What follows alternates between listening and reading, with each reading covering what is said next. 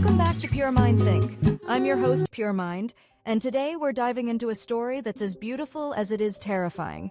Picture this: the Pacific Northwest, rugged mountains, crashing waves, and sunsets that could melt your soul. It's a paradise that draws millions every year. But beneath this postcard-perfect scene lies a ticking time bomb, one that could unleash a disaster rivaling the infamous tsunami Japan faced in 2011. We're talking about the Cascadia subduction zone, a fault line that's been silent for over 320 years. And folks, when it wakes up, it could change everything. Now, just a few days ago, Myanmar was rocked by a 7.7 magnitude earthquake. Buildings crumbled, families fled, and the world held its breath. No tsunami this time, thank God, but it's a stark reminder. The Earth is alive, unpredictable, and doesn't care about our plans. So today, we're not just exploring the science of what's brewing under the Pacific Northwest. We're asking the big questions. How do we prepare? What do we hold on to when the ground shakes? And could there be a purpose, even in chaos? Stick with me. This is going to be a wild ride. Let's start with a memory that still haunts us. March 11, 2011. A magnitude 9 earthquake struck off Japan's coast, triggering a tsunami that killed nearly 20,000 people. Homes became driftwood, lives were swept away, and the world watched in horror. That wasn't just a disaster, it was a wake-up call. Subduction zones, where one tectonic plate slides under another, are the planet's heavy hitters. And right now, one of those monsters is sleeping just off Vancouver Island in the Cascadia subduction zone. I dug into some expert insights for this, folks. Professor John Cassidy, who's spent over 30 years studying Cascadia, says this fault stretches 1,100 kilometers, from Vancouver Island down to Northern California. The Juan de Fuca plate is grinding toward North America at 4 to 6 centimeters a year. It's stuck right now, locked tight, building pressure for over 3 centuries. When it snaps, we're looking at a magnitude 9 quake, maybe more. Cassidy calls it the big one, and locals up here whisper that name like it's a ghost story. Now imagine this. Vancouver, a city of 2.6 million, just 150 kilometers from this fault. I'm here in Gastown, the oldest part of town. These cobblestone streets and brick buildings, they're charming, until you realize they're sitting ducks. Experts like structural engineer Carlos Molina Hutt say unreinforced masonry like this could collapse like a house of cards in a mega-quake. We're talking falling facades, shattered glass, and entire neighborhoods flattened. Picture the moment it hits. 4 to 5 minutes of violent shaking, longer than you can imagine. Daniel Stevens from Vancouver Emergency Management says your first move is simple. Drop, cover, hold on. Get under a table, count to 60, and pray the roof stays put. After that, power's out, bridges might be down, and fires could spark from gas lines or knocked over candles. Tens of thousands of buildings damaged, thousands displaced. And that's just day one. But the quake's only half the story. Out here, 20 kilometers from where I'm standing, that fault could unleash a tsunami taller than a 10-story building. In Tofino, a surfing haven, the waves might hit 5 or 6 meters high, rushing inland to 10 or 12 meters. I met locals like Vent Hollingsworth, a surf instructor who's got his escape plan down to minutes. He says if the sirens blare, he's got 20 minutes to reach high ground. If the tide pulls back fast, 5 minutes, that's it. We ran a test ourselves, 2.3 kilometers from Chesterman Beach to safety. Power walking took me 20 minutes and change. Our producer ran it in 13.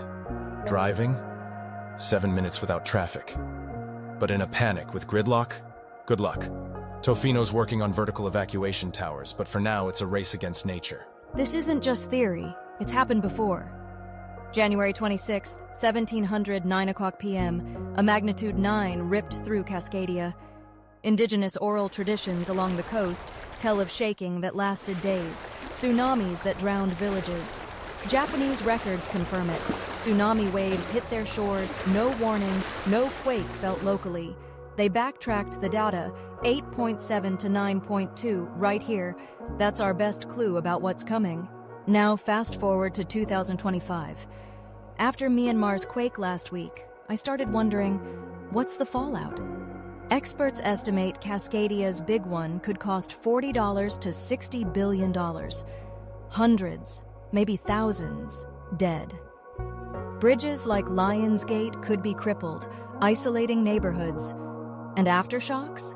Months, even years. Perry Adabar, a seismic engineer, says older high-rises might be uninhabitable for years. Imagine entire city blocks cordoned off, waiting for demolition. Okay, let's pause the science for a sec.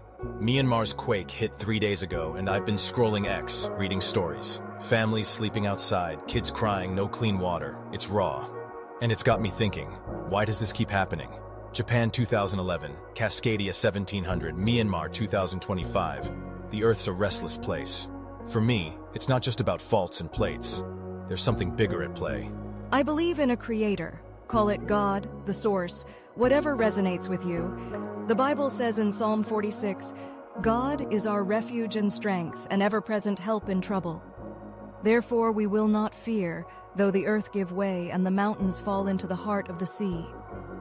That's not blind faith. It's a lifeline. When the ground shakes, when tsunamis loom, I think there's a design behind it. Not to punish, but to remind us we're not in control. And maybe, just maybe, that's okay. But faith doesn't mean sitting still. Jackie Clowerbore, a disaster prep expert, says you need a go bag, water, food, flashlight, radio, first aid, enough for a week. I've got mine right here. Vancouver's emergency teams are drilling, upgrading bridges, building alert systems. Natural Resources Canada's even testing an early warning system, 10 to 15 seconds to duck and cover. It's not much, but it's something. I met Sarah, a single mom in Vancouver's West End. She's got 2 kids, lives in a 1970s high-rise. Sarah, what's this mean for you? Honestly, it's terrifying. I've got no car, no family nearby. If the big one hits, I'm grabbing my kids and running. But where? I started praying more after Myanmar. Feels like the world's screaming at us to wake up. That's real. And it's why I'm doing this video. Science predicts a 1 in 10 chance Cascadia blows in the next 50 years. Could be tomorrow, could be 2075. But Myanmar? That was now. Japan's tsunami? That was then. The creators got the timeline. We've got the prep. So here's the takeaway, pure mind think fam. The Pacific Northwest's beauty hides a beast. The big one could dwarf Japan's tsunami, and Myanmar's quake is our latest warning shot. Prep your kit, know your plan, and yeah, maybe say a prayer. I'm not here to scare you. I'm here to wake you up. Trust in something bigger, because when the earth moves, it's the still, small voice that keeps us steady. Hit that subscribe button. Drop your thoughts below. Have you prepped for a disaster? Let's talk. Until next time, keep your mind pure and your heart ready. See ya.